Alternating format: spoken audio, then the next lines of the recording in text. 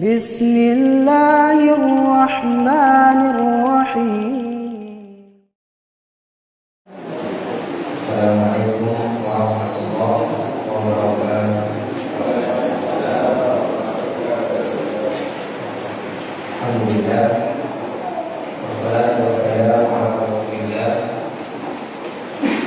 وآله وصحبه ومن والاه ولا حول ولا قوة إلا بالله وبعد.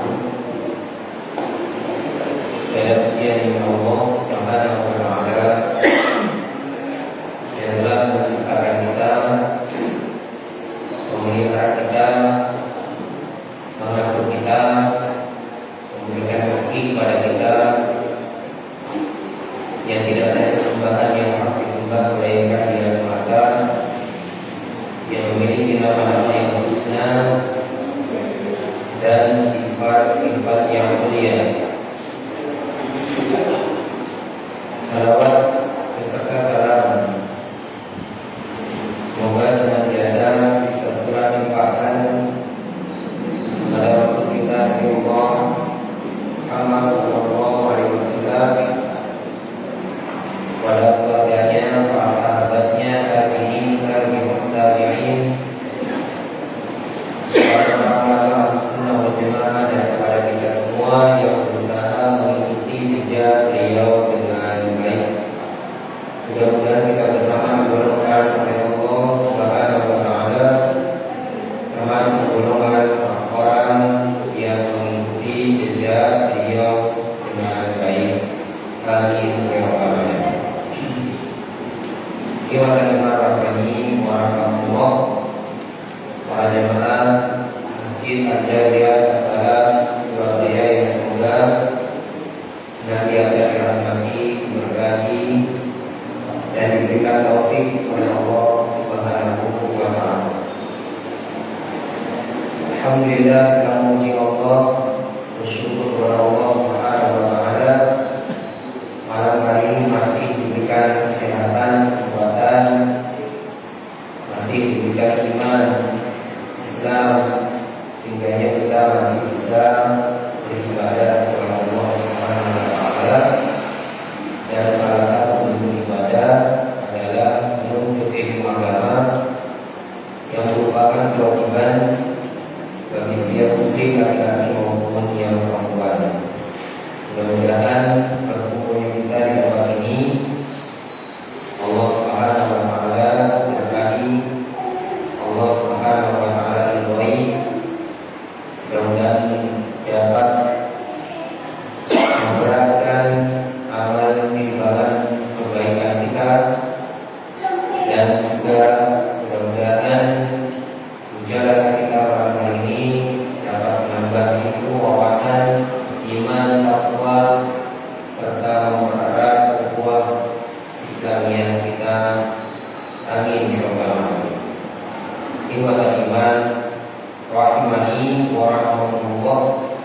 Kita akan lanjutkan kajian kita dari kitab Tafsir As-Sa'di pada surah Al-Mu'minun, yang mana pertemuan sebelumnya kita telah membacakan ayat-ayat dari ayat yang ke-23 sampai dengan ayat yang ke-30. Sudah ditarkin dan sudah diterjemahkan. Nah, tafsir surah Al-Mu'minun ayat 23 sampai 30 insyaallah akan kita bahas pada malam hari ini sampai Isya. Nanti sampai di bagian mana di ayat berapa ya, kita nanti kalau sudah ada Isya kita akan Al-Mu'minun ayat 23 sampai dengan ayat yang 30. Ini bercerita tentang diutusnya Nabiullah Nuh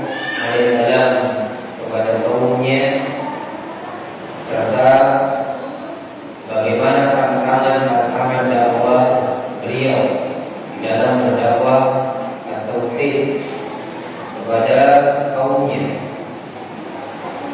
serta bagaimana kisah singkatnya insyaallah akan dibahas pada pembahasan tafsir surah Al-Mu'minun ayat 23 sampai ayat yang ke-35. Baik, barakallahu koreknya ada ya? Kosong. Baik, maksudnya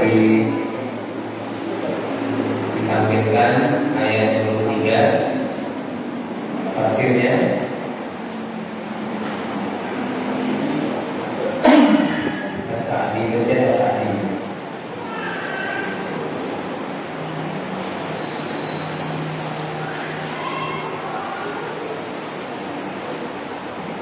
Sudah? Belum. Masih login ya?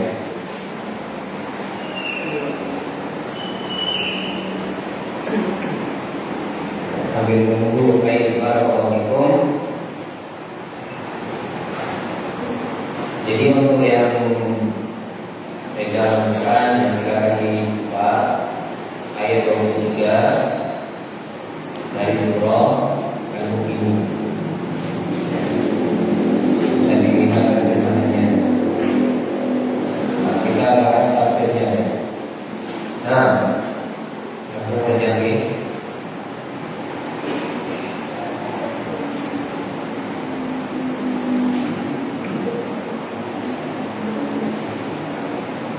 Yadkur ta'ala risalata 'abdihi wa rasulihi Nuhin alaihi salam.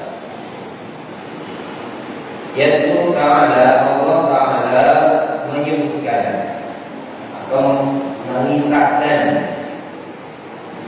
risalata 'abdihi wa rasulihi, tentang risalah misi hamba dan rasulnya, yakni Nuh alaihissalam. Yang mana Nuh alaihissalam itu adalah awwal rasulin arsalahu li ahli al-ardh. Awwal rasulin, beliau Nabi Nuh alaihissalam adalah rasul pertama arsalahu yang Allah utus, yaitu li ahli al-ardi, kepada penduduk bumi. Jadi kalau kita ditanya siapakah rasul pertama, maka jawabannya adalah Nabi Nuh alaihi salam. Tapi kalau kita ditanya siapa nabi pertama, maka kita jawab Adam alaihi salam. Dia rasul pertama kali, ya, awal rasulin arsalahu li ahli al-ardi. Rasul pertama yang Allah utus kepada penduduk bumi ini adalah Nabiullah Nuh alaihissalam. Jadi Nabi Nuh yaitu berdakwah kepada kaumnya. Inilah yang membedakan Nabi dan Rasul. Kalau Nabi itu umumnya itu untuk ajarannya, untuk dirinya, keluarganya, dan yang terdekat dengannya. Adapun Rasul, risalah yang diberikan kepadanya untuk disampaikan kepada umat. Ada kaum di situ yang harus didakwahi dan cakupannya lebih luas. Dan Rasul pertama kali yang Allah utus ke dunia ini untuk menyampaikan risalah itu adalah Nabi Nuh alaihissalam. Fa'arsalahu ila qaumihi, maka Allah Subhanahu wa taala mengutusnya kepada kaumnya. hum ya'buduna al-asnam.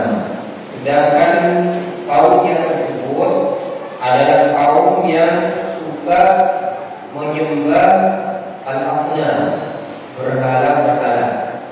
Saat itu kaumnya Nabi Nuh senang dan menjadi satu yang biasa setiap harinya menyembah al-asnam, berhala.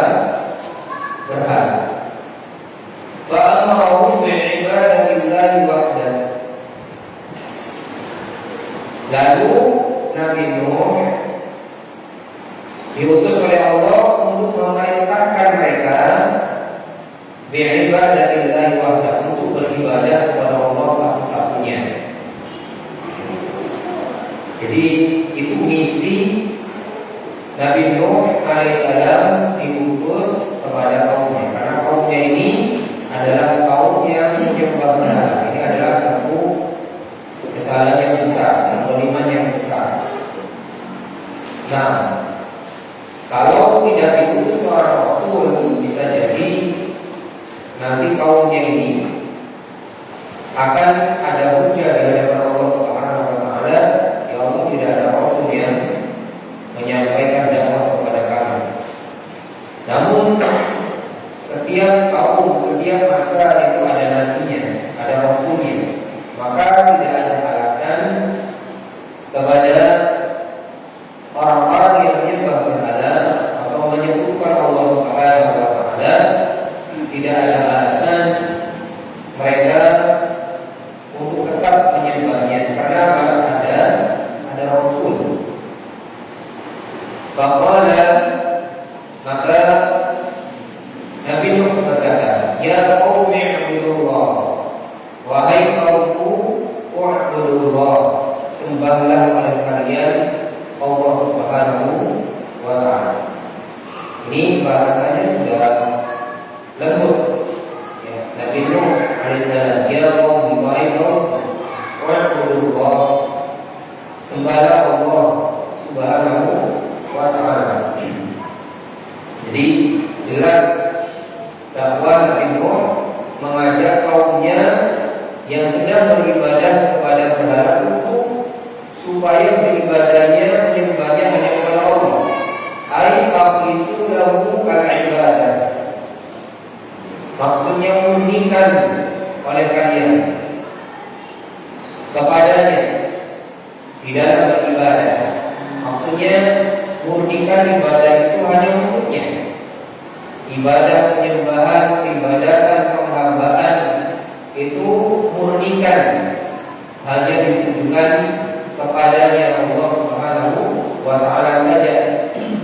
Li'anna al-ibadata la tasihhu illa bi ikhlasiha. Kenapa? Karena ibadah itu la tasihhu, tidak sah, illa bi ikhlasiha, kecuali mengikhlaskannya, yakni mengikhlaskan ibadah tersebut. Maksudnya ibadah tersebut harus ikhlas. Ibadah sebanyak apapun ibadah kita, tapi kalau tidak ikhlas karena Allah Subhanahu wa taala, tidak karena Allah, tidak kepada Allah, maka ibadah tersebut batal. Muslim saja, orang yang sudah muslim saja, sudah beriman saja, tidak ikhlas, itu ibadahnya batal. Apalagi orang yang belum muslim, sudah tujuannya bukan kepada Allah Subhanahu wa taala, nyembahnya juga sudah bukan kepada Allah Subhanahu wa taala, maka tidak akan diterima oleh Allah Subhanahu wa taala. Meskipun mereka mungkin peribadatan mereka menggunakan biaya yang mahal, mungkin mereka mengeluarkan harta yang banyak di dalam prosesi ibadah mereka, tapi karena tidak ditujukan kepada Allah, ya Allah Subhanahu wa taala tidak menerimanya, tidak sah. Malakum min ilahin ghairu, karena sekali-kali tidak ada Tuhan yang hak disembah selain Dia. Jadi kenapa kalian, kata Nabi Nuh, kenapa kalian itu menyembah hanya kepada Allah? Karena tidak ada sesembahan ma'lakum min ilahin ghairuh. Tidak ada sesembahan yang hak. Tidak ada sesembahan yang hak yang patut disembah selain Dia. Mungkin sesembahan banyak. Manusia menganggap sesembahan banyak. Ada yang menyembah patung, ada yang menyembah pohon, ada yang menyembah matahari, ada yang menyembah gunung, ada yang menyembah batu, ada yang menyembah sapi umpamanya. Banyak, tapi yang hak itu hanyalah Allah Subhanahu wa ta'ala. Fihi ibtal uluhiyyati ghairillah.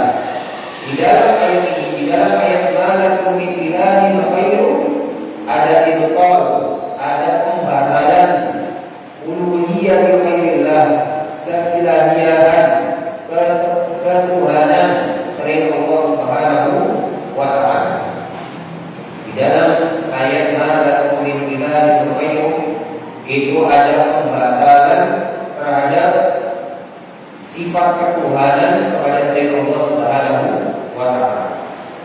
Mungkin banyak manusia menganggap ya patung itu Tuhan, kesembahan. Tapi dia adalah sesembahan yang batil, bukan sesembahan yang hak. Sesembahan yang batil, sesembahan yang salah. Wa ibadul ilahiyyati lillahi ta'ala. Dan di dalam ayat tersebut ada ibad, ada penetapan al-ilahiyah, ketuhanan lillahi ta'ala, hanya kepada Allah Ta'ala. Jadi pada ayat malakum min ilahin ghairuh itu ada ibtal dan ada ibad. Ibtal yaitu pembatalan sesembahan selain Allah, dan ada ibad, penetapan sesembahan hanya untuk Allah, hanya kepada Allah Subhanahu wa ta'ala. Li'annahu al-khaliqur raziq. Alasannya kenapa Allah itu yang hak disembah, Tuhan yang memang berhak disembah. Li'annahu al-khaliqur raziq, karena Dia Allah Subhanahu wa ta'ala itulah al-khaliq. Dialah zat yang maha menciptakan. Ar-Raziq, dialah zat yang maha memberikan rezeki. Jadi alasannya kenapa Allah Subhanahu wa ta'ala adalah sesembahan yang hak, karena Allah yang menciptakan. Wajar Allah Subhanahu wa ta'ala yang menciptakan. Allah Subhanahu wa ta'ala Ar-Raziq yang memberikan rezeki. Maka Allah Subhanahu wa ta'ala juga berhak, ya, sangat berhak untuk diibadahi. Sedangkan sesembahan-sesembahan kalian, baik itu berhala atau yang semisalnya, mereka bukan pencipta, mereka bukan pemberi rezeki. Lalu mengapa masih disembah? Ini adalah suatu bantahan terhadap mereka yang masih menyembah patung dan yang semisalnya. Bagaimana kita menyembah kepada sesuatu yang tidak bisa menciptakan, bahkan mereka sendiri menciptakan. Patung tidak bisa menciptakan, bahkan patung itu ada karena diciptakan. Nah, bahkan juga tidak bisa memberikan rezeki, bahkan dia yang memberi rezeki. Buktinya apa? Banyak orang yang datang kepada patung tersebut bawa apa? Sesajen, bawa oleh-oleh, ya. Padahal tidak dimakan dengan patungnya tersebut. Alladzi lahul kalamu kulluhu, yang mana Allah Subhanahu wa ta'ala memiliki al-kalam, memiliki kesempurnaan kulluhu, semuanya. Jadi semua yang ada pada Allah Subhanahu wa ta'ala itu sempurna, tidak ada cacatnya. Subhanallah, Maha suci Allah Subhanahu wa ta'ala. Allah memiliki sifat subuh, Maha suci, kudus, Maha suci,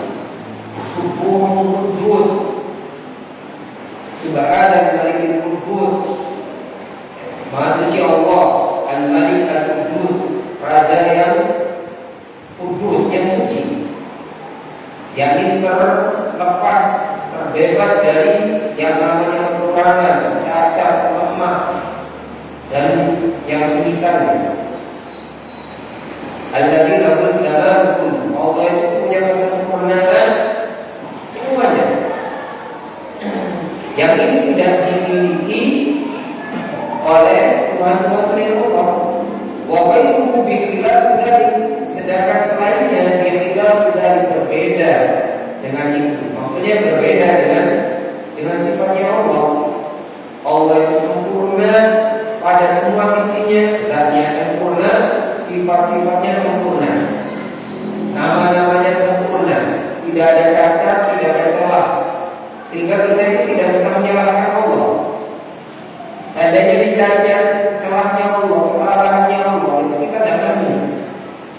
Beda dengan makhluk, beda dengan kita, banyak kekurangannya, banyak kelemahannya, cacatnya banyak sekali. Termasuk Tuhan-Tuhan yang disembah selain Allah itu, ketika dicatat pasti ada cacat. Silakan disebutkan sesembahan yang dianggap sesembah selain Allah. Umpamanya ada orang yang menuhankan Isa banyak kekurangannya. Dia manusia, dia juga bisa mati. Ada orang nyembah matahari, matahari alhamdulillah tidak selamanya ada, dan bahkan nanti suatu saat akan hancur. Umpamanya ada orang menyembah sapi, apalagi, dan keyakinan seperti ini masih ada sampai sekarang. Kita doakan mereka mudah-mudahan mendapatkan hidayah itu mahal. Hidayah itu mahal. Apabila takun, maka mengapa kamu tidak bertakwa kepadanya? Apabila takun, Allah yang menciptakan, Allah yang memberikan rezeki. Kenapa kalian tidak mau bertakwa kepadanya? Antum alaihi min ibadatil awthani wal asnam. Maksudnya, yakni tidak tahu atas tindakan kalian beribadah kepada al-awthan, berhala-berhala, wal asnam, dan patung-patung. Tidakkah kalian takut? Apalah takut? Tidakkah atau tidakkah kalian takut terhadap perbuatan kalian itu? Kalian apa? Ibadah al-awthan wal asnam. Kalian beribadah kepada berhala-berhala dan patung-patung. Kalian tidak takut kepada Allah, Allah yang menciptakan, Allah yang memberikan rezeki. Kalian malah menyembahnya kepada berhala-berhala dan patung. Ini namanya salah agama, ya. Salah agama. Allah yang menciptakan, Allah yang memberikan rezeki, tapi yang disembah adalah selain Allah. Nah,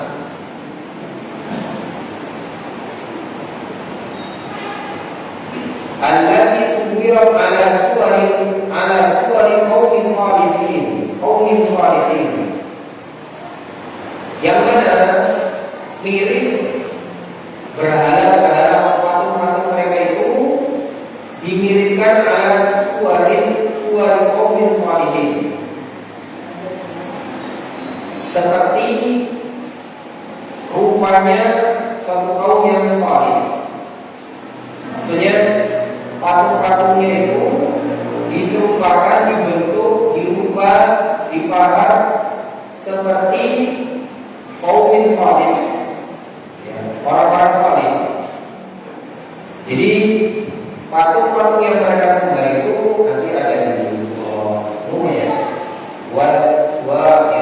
Ya'uq, Nasr, 5 orang salih. Wad, Daud, wala Suwa'an, wala Yahuda, wa Ya'uq, wa Nasr.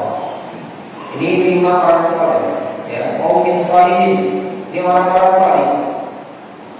Nah, awalnya sih tidak dibuat patung, dia dikubur biasa. Kemudian dibuat gambar di sebelah, yakni kuburannya. Lalu setelah itu dia lebih khusyuk lagi menurut pandangan orang dari generasi yang maaf jahil. Jadi orang-orang yang orang-orang yang generasi awal sudah meninggal, generasi berikutnya sudah jahil. Hanya dibuat patung, dan patungnya itu menyerupai ala suwarin qaumin shalihin, menyerupai atau mirip dengan yang orang-orang saleh tersebut, yang 5 orang saleh tersebut. Ya. Jadi membuat patung menyerupai orang saleh itu sudah kerajinan tangannya orang-orang dulu, yang mungkin sampai sekarang masih ada. Jadi kalau sekarang masih ada itu ya tinggalan zaman. Jadi itu sudah ada. Buat patung persis seperti wajahnya orang yang meninggal tersebut. Nah, berarti berapa? 5 dimensi atau 4 dimensi ya? Kalau patung itu berapa dimensi? 4 ya. Allah. Lalu mereka menyembahnya, ya, bersama penyembahan kepada Allah. Awalnya mereka adalah para Allah. Mereka menyembah patung tersebut juga kepada Allah. Juga bersama itu juga mereka menyembah Allah. Jadi mereka menyebutkan Allah. Awalnya mereka hanya menyembah kepada Allah. Kemudian setelah mereka buat patung tersebut, mereka menyembah patung juga menyembah Allah. Sudah mereka syirik di situ. Mereka sudah menduakan Allah. Mereka sudah mempersekutukan Allah. Fastamara ala dzalik, dan mereka terus menerus seperti itu. Yad'uhum sirran wa jihara. Sedangkan Nabi Nuh alaihissalam yad'uhum sirran wa jihara, mengajak mereka, menyuruh mereka berdakwah kepada mereka sirran wa jihara, baik itu sembunyi-sembunyi maupun terang-terangan. Nah, ini menandakan bahwasanya semua metode yang diterapkan oleh Nabi Nuh di dalam dakwah semuanya sudah diterapkan, baik itu yang sirran maupun jihara. Jadi ini menandakan bahwasanya metode dakwah itu ada yang namanya sir dan ada yang namanya jihad. Dan itu juga dilakukan oleh Nabi Muhammad SAW, dakwah sirriyah dan dakwah jahriyah. 3 tahun Nabi Muhammad dakwah sirriyah, kemudian setelah 3 tahun tersebut Nabi Muhammad mulai dakwah jahriyah di kota Mekah. Nah, jadi dakwah sir maupun jihad itu dibenarkan. Sir itu ada waktunya dan jihad itu ada waktunya. Kapan kita berdakwah secara sir? Ketika memang itu mengancam nyawa kita, membahayakan diri kita, tidak boleh kita ngomong. Ketika kita maunya minoritas berdakwah di lingkungan minoritas yang berbeda dengan kita, lalu kita tiba-tiba jihad, maka ini dampak buruknya lebih besar, mudaratnya lebih besar daripada yakni manfaatnya. Lalu ketika memang sir itu sudah dilakukan dan keadaan itu sudah memungkinkan, semua sudah memungkinkan untuk berdakwah jihad, silakan jihad. Jangan sir terus. Sir maupun jihad itu sama-sama harus digunakan. Nah, ini sudah ditempuh oleh Nabi Nuh alaihissalam, yad'uhum sirran wa jihara. Bahkan walaupun wa nahara, malam maupun siang. Bagaimana perjuangan Nabi Nuh alaihissalam? Dakwahnya itu bukan hanya malam saja atau siang saja. Lailan wa nahara.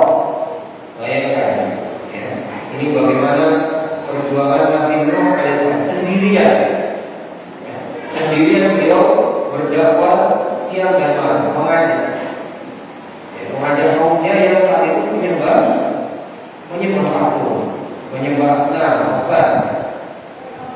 dan dijelaskan di sini al-fasanatin illa khamsina ama, selama al-fasanatin 1000 tahun illa khamsina ama, dikurangi 50 tahun, berapa? 950 tahun. Masya Allah. Barakallahu fikum. Jawabannya Nabi Nuh alaihissalam itu al-fasanatin illa khamsina ama, 1000 tahun kurang 50 tahun. Berarti berapa? 950 tahun. Kita bayangin 50 tahunnya saja itu sudah lama sekali. 50 tahunnya saja. Apalagi 900 dengan 900 nih. Bagaimana sabarnya Nabi Nuh alaihissalam? 950 tahun. Mungkin kita berdakwah sejadi masih 10 tahun, masih 20 tahun, maka ingatkan ya, perjuangan Nabi Nuh alaihissalam berdakwahnya selama berapa? 950 tahun, siang malam, tidak henti-hentinya. Nah, wa hum la yazdaduna illa aqwa wa nufura. Sedangkan mereka kaumnya itu, kaum penyembah berhala tadi itu, la yazdaduna, tidak menambah, ya, illa aqwa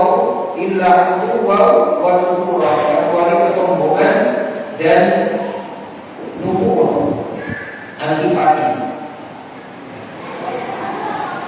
Jadi 950 tahun itu bukan ada perubahan, tidak ada tidak ada perubahan.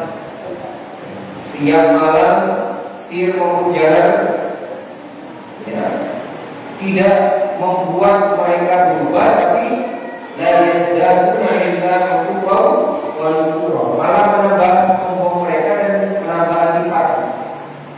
Mereka malah tambah lari.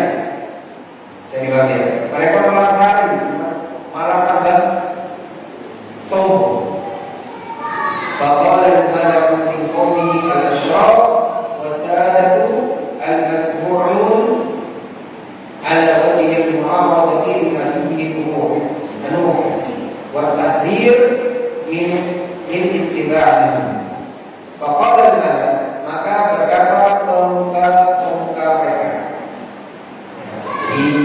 mereka orang-orang yang menyembah berhala dari kaumnya Nabi Nuh itu ada al-malak, ada pemuka-pemukanya, ada orang-orang pentingnya, min qaumil ashraf, dari kaumnya yang memiliki kedudukan yang mulia, wasadatul masbu'un,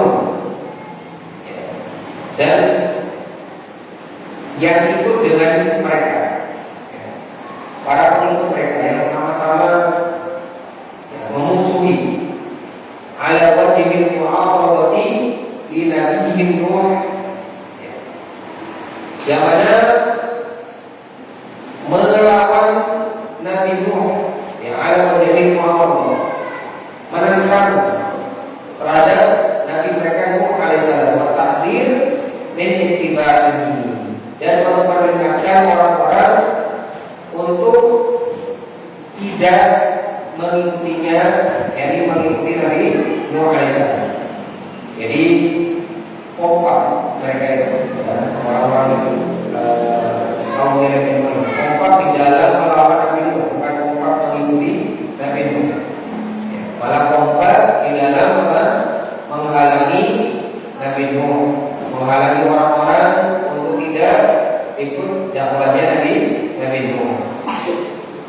Ma hadza illa basyarun mithlukum yuridu an yatafaddala 'alaikum. Apa yang dikatakan oleh pembesar ya kaumnya Nabi Nuh ini, ma hadza illa basyarun mithlukum, ya, orang ini tidak lain hanya manusia seperti kalian. Yuridu an yatafaddala 'alaikum, dia hanya ingin yatafaddala 'alaikum, lebih tinggi daripada kalian. Jadi Nabi Nuh alaihissalam itu dikatakan seperti apa Nabi Nuh itu manusia biasa seperti kalian. Dia hanya ingin lebih tinggi daripada kalian. Dia hanya ingin populer. Dia hanya ingin menonjolkan dirinya. Dia hanya ingin lebih unggul daripada kalian dan seterusnya. Yuridu an yatafaddala alaikum. Ai ma hadza illa basyarun mithlukum. Maksudnya Nuh itu kata pembesar-pembesar mereka, dia hanya manusia biasa seperti kalian. Qasduhu ila da'a huwa ay yazida alaikum fadilah. Liyakuna masbu'an. Yang mana tujuannya tujuannya Nuh itu ila da'a huwa ketika mengklaim dirinya sebagai nabi, ayazida alaikum fadilah, supaya dia bertambah ini kedudukannya, dia pun amat supaya dia ingin diikuti. Jadi ini yang selalu dibuka oleh pembukaan kaumnya Nabi Nuh. Kalau saya diikuti Nuh itu manusia seperti kalian. Dia mengaku Nabi itu biar ingin mendapatkan pengikut, ya, dan seterusnya.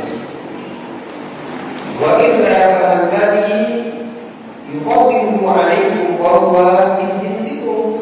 Kalau tidak demikian maksudnya, lalu apa yang mengunggulkannya di atas kalian? Padahal ya wa huwa min jinsikum, padahal dia juga dari jenis kalian sendiri, dari komunitas kalian sendiri. Apa kelebihannya Nuh? Nuh itu ya sama seperti kalian, ya manusia biasa, ya. Tidak ada yang diunggulkan pada Nuh tersebut. Dan walaupun min jinsikum, dia dari jenis kalian. Nuh itu dari manusia juga, bukan dari jenis yang lain. وهذه المعارضة لا زالت موجودة في مكذب الرسل. Dan penolakan ini la zalat mawjudatun fi mukadzdzibi ar-rusul, senantiasa melekat pada orang-orang yang mendustakan para rasul. Wa qad ajaba Allahu anha bi jawabin syafin. Maka sungguh Allah Subhanahu wa taala menjawab tujuan tersebut dengan jawaban yang tuntas ala al-sinati rusulihi, lewat lisan-lisan rasulnya. Karena di qaulihi, sebagaimana di dalam firman-Nya, ayyi rusulihim, mereka berkata kepada rasul-rasul mereka, in antum illa basyarun mithluna uridu an tasudduna amma kana ya'budu abauna. Kamu tidak lain hanyalah manusia seperti kami juga. Ini buat-buat yang susah dari dulu seperti itu.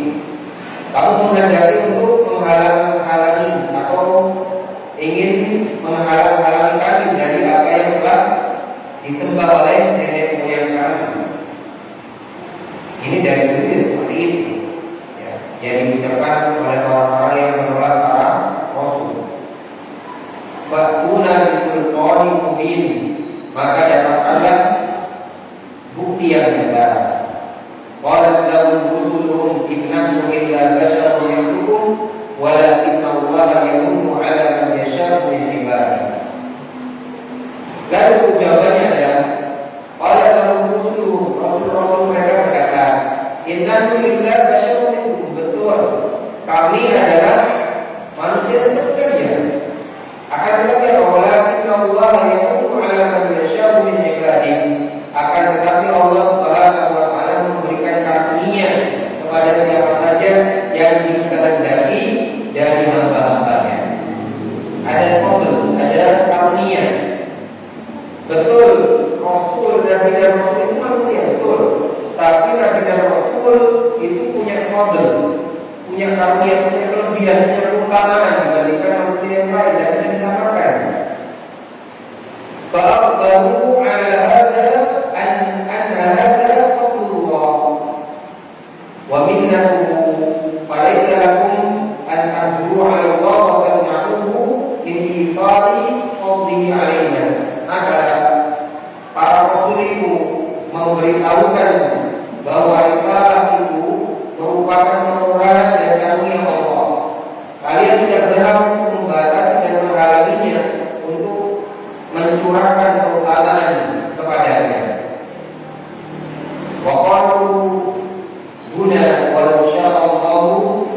la anzala malaika.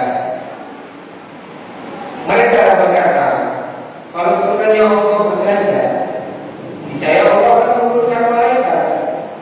Maksudnya bukan manusia. Kenapa kok manusia? Karena manusia kan sama dengan kita. Kenapa Rasulnya itu ada malaikat saja? Wa hadhihi aidan mu'aradatu bil masyiati baatilah. Dan ini adalah bentuk penolakan yang batil terhadap kehendak Allah.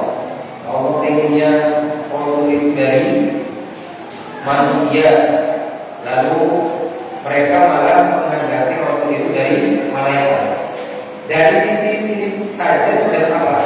Mereka sudah menolak masyiat Allah. Dan nanti akan dijelaskan kenapa Allah itu mengutus Nabi dan Rasul itu manusia. Nanti akan dijelaskan. Wa inna wa kana lahu syara anzala malaikatan wa innahu hakimun rahim. Sekiranya Allah berkata, saya Allah mengutus beberapa malaikat kepada mereka. Ya, sesungguhnya Dia Maha, ya, kata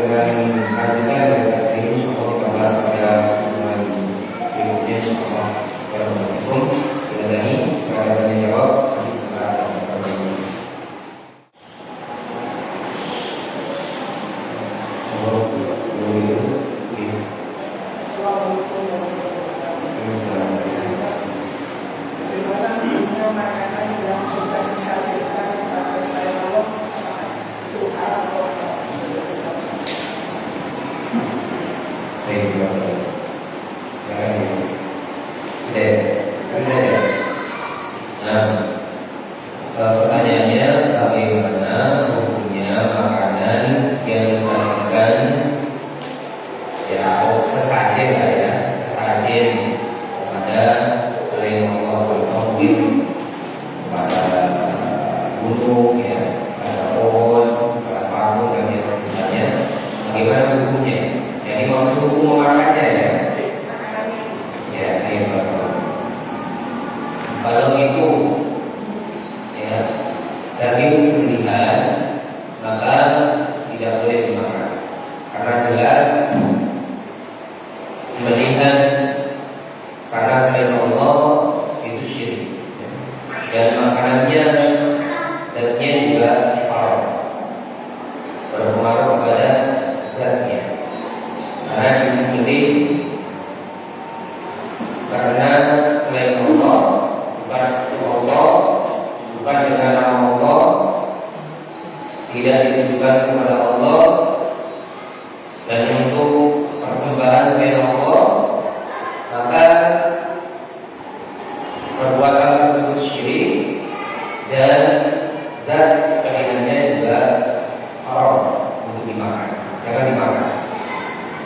Lalu bagaimana dengan makanan yang lainnya seperti buah, itu saja disebut ada buah, buahnya ambil, lagi ada sayur, belilah di pasar. Ya, kalau air itu pasti ada ke ayam atau kambing. Jangan kita makan, meskipun ya halal, tapi saya mungkin kotor ya, bukan masalah haramnya, tapi tidak lain yang kita makan kalau masakan-masakan seperti ini. Mungkin yang bisa kita ambil kalau memang kita mau ambil ya yang masih segar buah yang ambil aja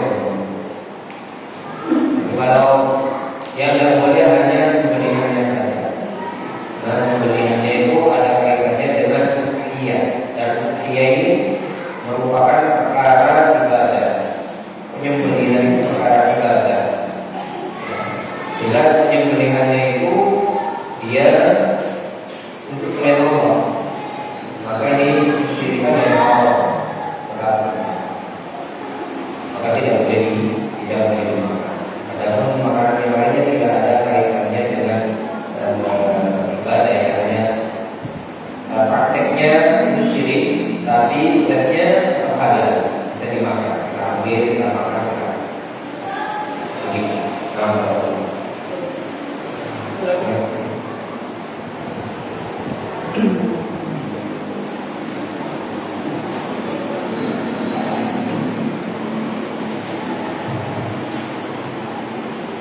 Terkait dengan dakwahnya Nabi Muhammad, beliau akan berdakwah selama 950 tahun, waktu yang sangat panjang. Dan dalam sebuah artikel kami membaca bahwa beliau adalah nabi yang paling sabar. Namun kenapa di akhir-akhir dakwahnya beliau memohon kepada Allah agar mengazab kaumnya yang tidak mau beriman dan berdoa agar membinasakan seluruh orang-orang kafir dan tidak tersisa satu pun. Itu di surah Nuh ayat 217.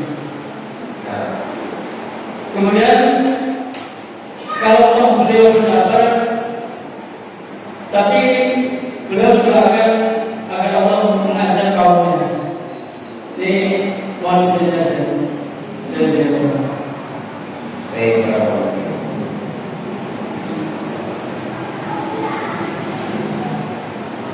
Ya, jadi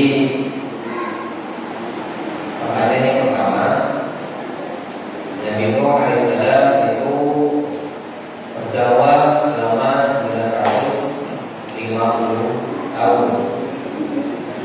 Ya, mengapa di akhir perjuangan beliau malah menunjukkan ketidaksabarannya, yakni berdoa untuk supaya kaumnya itu diadab, kaumnya yang tidak mau menerima dakwah beliau itu diadab, jadi diturunkan. Akhirnya nanti diturunkan apa? Diturunkan hujan dari langit dan dikeluarkan air dari bumi.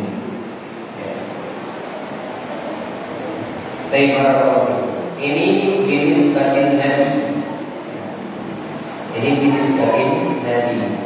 Jenis batin Nabi itu adalah standarnya Nabi. Kalau standarnya di bawah Nabi itu sudah sangat sabar, dalam 50 tahun. Menurut kita itu sudah sangat sabar. Bahkan mungkin kita melihatnya wajar-wajar saja sampai Nabi Nuh itu seperti itu. Tapi ini sebagai Nabi, secara beliau itu menjadi seorang Nabi dan Rasul. Dan aturannya Nabi dan Rasul itu hanya pantang. Nabi dan Rasul itu beda dengan di bawahnya, beda dengan derajatnya ulama atau di bawahnya orang biasa. Di sebagai Nabi ini adalah satu yang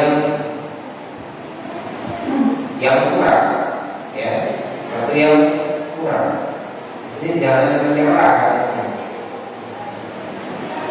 Maka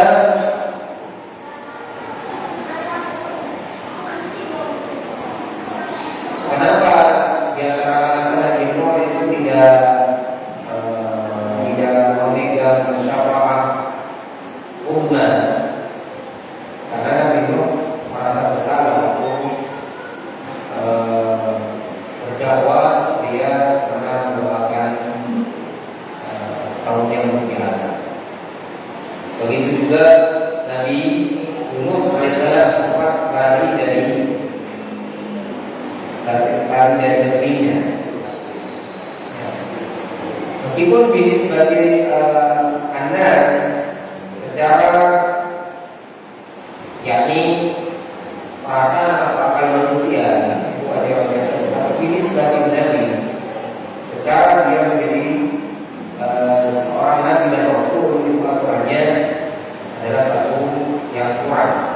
Jadi nabi dan rasul itu pantang, tidak boleh lari dari Allah, tidak boleh ya, tidak boleh berhenti berdakwah.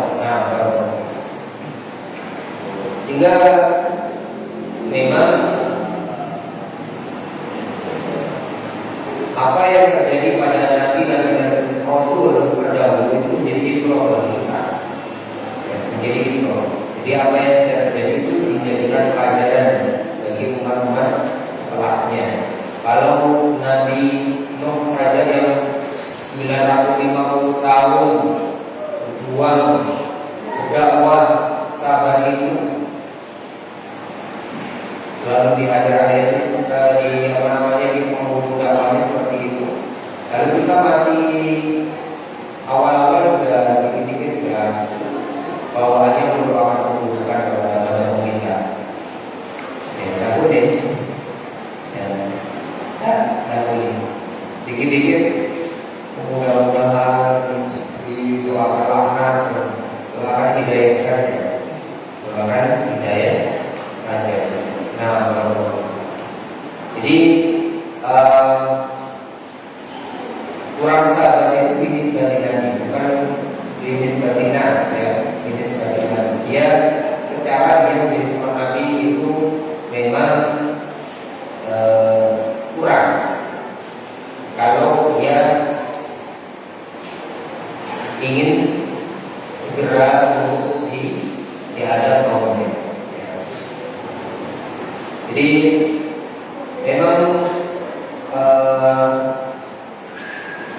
Nabi Nuh itu kan kepada Allah Subhanahu wa taala, "Rabbi innahum asawni wa tad'u alam yazidhum ma wa lahum illa khasara wa qulna wa qalu la tad'una alihatakum wa la tad'una wa la su'a wa la yuqra wa ya'rifu wa nasra." Seterusnya sampai pada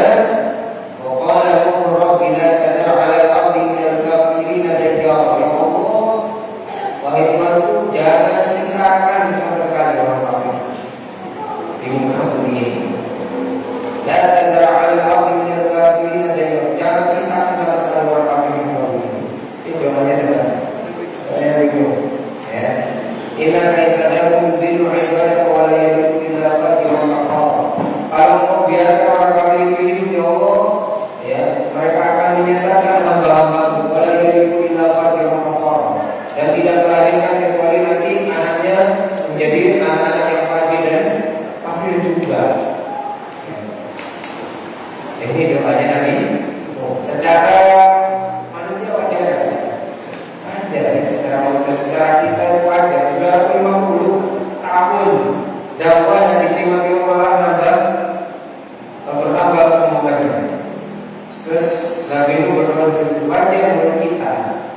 Tapi pilih sebagai nabi itu ada satu kekurangan, dan itu ya sudah memang sekian nabinya Allah setting seperti itu Nabi Nuh dengan kesempurnaannya dan dengan keterbatasannya.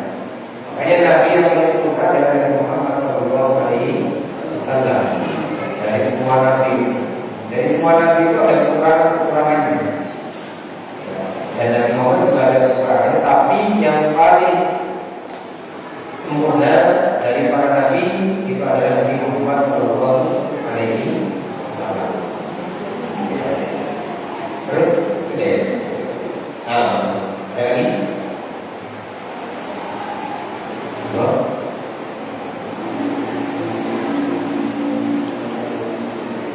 Yang lainnya?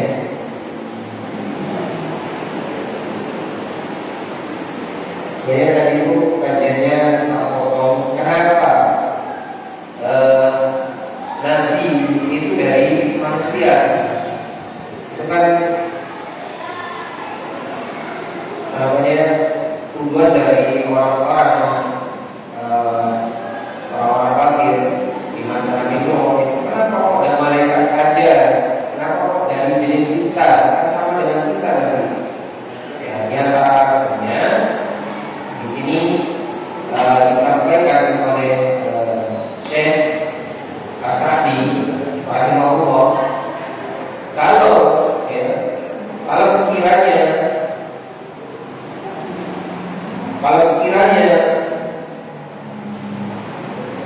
Nabi dan Rasul itu dari malaikat,